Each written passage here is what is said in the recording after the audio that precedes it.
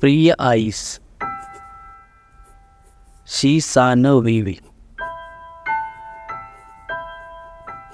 शीर साष्टांग नमस्कार विनंती विशेष. खरं तर तुझ्यासाठी हे शब्द अपुरेच आहेत, पण पत्रलेखनात यापेक्षा वरचढ शब्द माझ्या ऐकण्यात अथवा वाचण्यात आले नाहीत. म्हणून शीर साष्टांग नमस्कार विनंती विशेष. तुम ना ना ना, तुम ना ना ना ना, तुम ना ना ना, तुम ना ना ना ना. तुझा प्रवास, तू आणि तुझ्यासोबतचं हे जग इतकं मोठं आहे की मी तुझ्या जगात कधीच हरवून गेलो. त्यामुळे तुझ्याबद्दल काय आणि किती लिहावं आणि सुरुवात कोठून करायची हे सुचत नाही. तुझ्या आत्तापर्यंतचा प्रवास इतका अभूतपूर्व आहे की सहजासहजी त्यावर कोणी विश्वास ठेवेल असं मला वाटत नाही. असो, तर पत्रलेखनाची सुरुवात नेमकं कुठून करावी हे समजत नव्हतं. 1968 साली रंगली आभाळवर शाई, धोंडूबाईच्या गर्भात वसली माझी आई, वसली माझी आई. हे तुझं टाकोड्यातील घर. ह्या घरात शंकर सुवासे आणि धोंडूबाई सुवासे ह्यांच्या पोटी तुझा जन्म झाला. तुझी पावले या घरात दुडूदुडू पळू लागली आणि बघता बघता तू मोठी होऊ लागलीस. तुमची असणारी परिस्थिती आणि त्यामध्ये तुझी होणारी जडणघडण यामध्ये तू हसत हसत मोठी झालीस. तू सांगितलेलं अजून आठवतंय. तू 6वीला असताना आजोबा देवाघरी गेले. एका बापाचं छप्पर डोक्यावर नसताना तुम्ही तुमचा जीवनगाडा चालवायला सुरुवात केली. त्यामध्ये आजी, विलास मामा, सत्यभामा मावशी, छाया मावशी, बाळू मामा, वैजंता मावशी आणि तू असा तुमचा खऱ्या अर्थाने परिस्थितीशी झुंज देण्याचा प्रवास सुरू झाला. तुम्ही अनेक ठिकाणी कामाला जाऊ लागला. वैरण विकणे, शेंगा फोडणे, मागावर काम करणे अशी मिळेल ते कामे करू लागला. त्यात तुझी शिक्षणाबद्दलची ओढ असणारी ती टिकून राहिली. अशा परिस्थितीतही त्यावेळी तुझ्या शिक्षणासाठी मामा धडपडत होते. तू शिकून मोठं व्हावं असं कुठंतरी त्यांना नक्की वाटत होतं. ज्ञानाचा प्रकाश देण्याचा दिवा अखंड जळतो आई. जीवनाचा खरा अर्थ शिक्षणामुळेच कळतो आई. आई, तुझी शिक्षणाची आवड आणि घरची बिकट परिस्थिती. त्यावेळी एक वेळ अशी होती की 10वीच्या बोर्डाच्या पेपरची फी भरायला पैसे नव्हते. त्यावेळी गावातील सुभाष वडगे यांनी तुला पैसे दिले.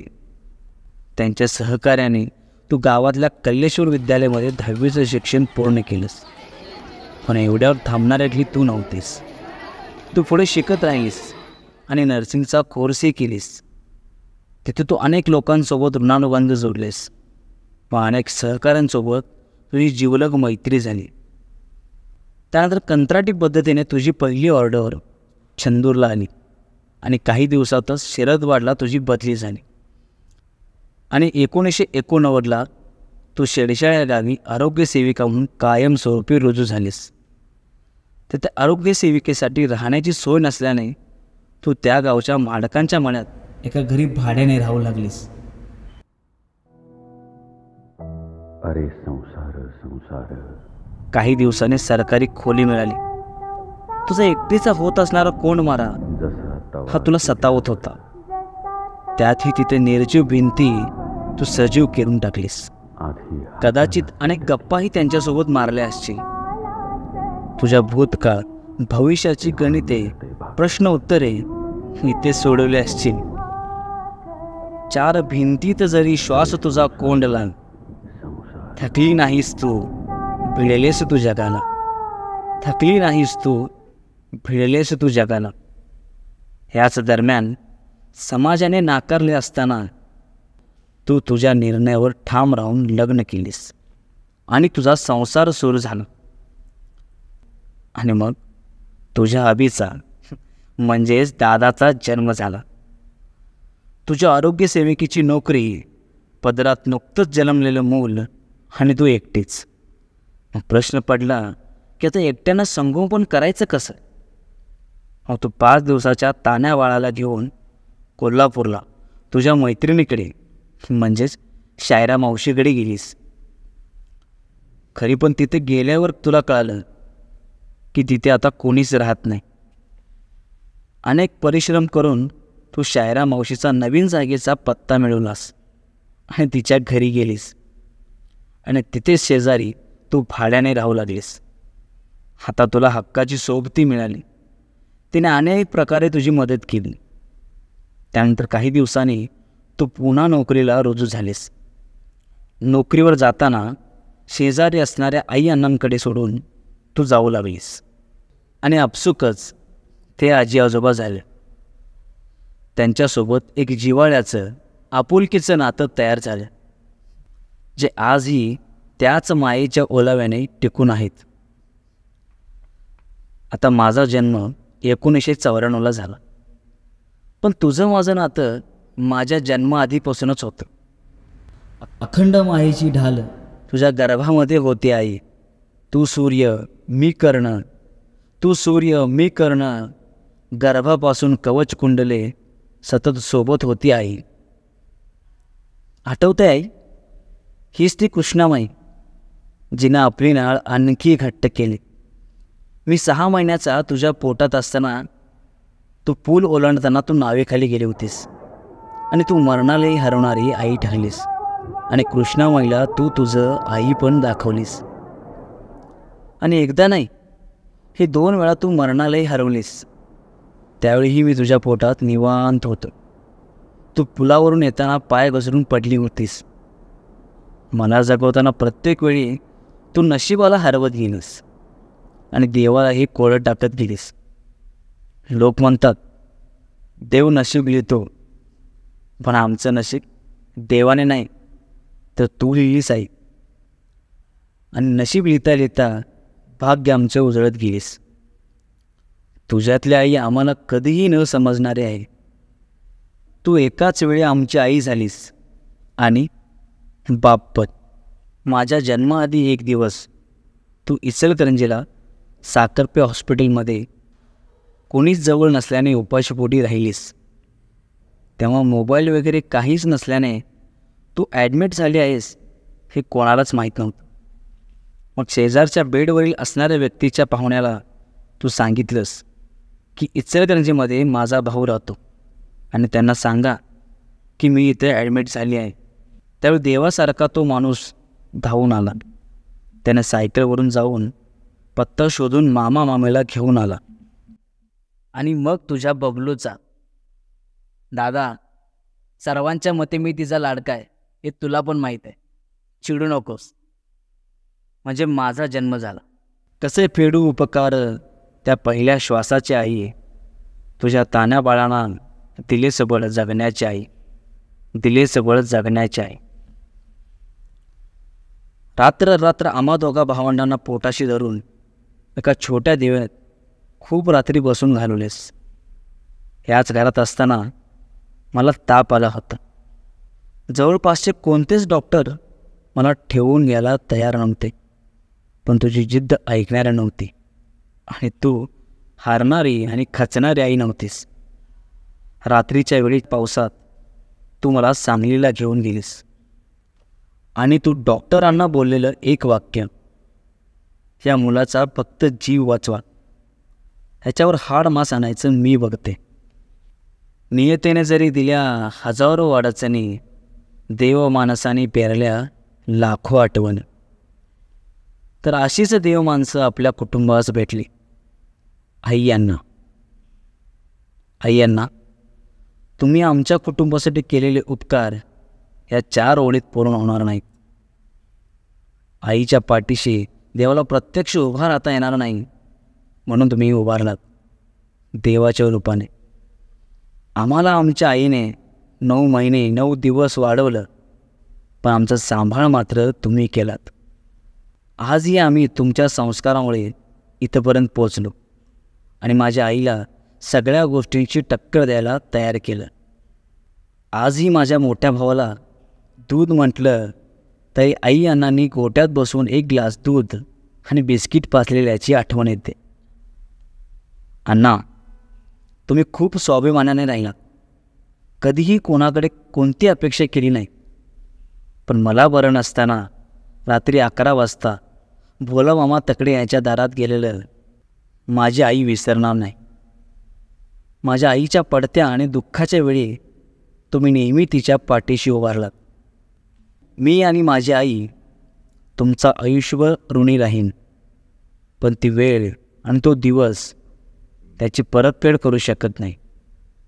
कित्येक वेळा आईचा डळमळता संसार आणि खचलेल्या आईला जिद्दीनं उभं राहायची सवय लावली. एका ठिकाणी डबकं बनवून नाही थांबलीस तू आई, संकटांसोबत वाहत राहिलीस, नदी झालीस तू आई, नदी झालीस तू आई. संसाराचा गाडा ढकलत असताना तुझं साताराला ट्रेनिंग आलं. साताराला जायचं म्हणजे आर्थिक गणिते धारावी लागणारच. आणि त्यावेळी पेंडिंग पगारामुळे बँकेच्या खात्यात रक्कमही कमी होती. त्यावेळी दत्त म्हणून उभे राहिले विजय पाटील सर. त्यांचे मौल्यवान उपकार कधीच विसरू शकणार नाही. आणि त्या वेळेची व पैशाची किंमत आता करोडो रुपये देऊनही फिटणार नाही. मी त्यावेळी फक्त 11 महिन्याचा होतो. पण तुला लहान बाळ घेऊन जायची परवानगी नव्हती. त्यावेळी तू आणि मावशी रात्रभर फिरून पहाटे सांभाळायला नाही म्हणत असलेल्या बाईकडं मला देऊन गेलीस. दिवसातून तू मला फक्त 1 तास भेटत होतीस. त्यामुळे आज मला तुला सोडून 1 मिनिटही राहता येत नाही. आम्हाला मोठं करताना कसा तू रात्रीचा दिवस आणि दिवसाची रात्र केलीस या विचारांपासून आम्ही दोघे भाऊ खूप लांब होतो. आणि अजूनही अनेक गोष्टी आम्हाला ठाऊक नाहीत. तू शाळा शिकताना एक ड्रेस तू आठवडाभर घालत होतीस. एक ड्रेस 4 बाजूने कसा वापरायचा याचाही तू अभ्यास केले होतीस. पण आम्ही मात्र शाळेत असताना ड्रेस कधी जीर्णही होऊ दिला नाहीस. त्या ड्रेसवर त्यांची चपलांची जोड मात्र करून दिलीस. तू कधीच तुझ्या हातातून सुटलेल्या गोष्टींचा विचार केला नाहीस. पण आम्हा दोघांकडे बघून सगळं मिळवत गेलीस. न कळत ते आम्हालाही मिळालं. नफरत की दुनिया में कोई नहीं था साथ, तब लाडली शायरा मासी ने दिया हमें साथ. शायरा मासी ने दिया हमें साथ. शायरा मावशी, आम्हा दोघा भावंडांना घेऊन आई 3-3 महिने तुमच्याकडे राहायची. पण तुम्ही परकेपणाची जाणीव आम्हाला कधीही होऊ दिली नाही. माझ्या आईच्या हरण्याच्या आणि जिंकण्याच्या तुम्ही एकमेव साक्षीदार आहात. आई ट्रेनिंगला असताना तर मला 11 महिन्याच्या मुलाला सोडून राहिलेल्या एका आईला धीर दिलात. मावशी, तुम्ही आईला ऐकवलेले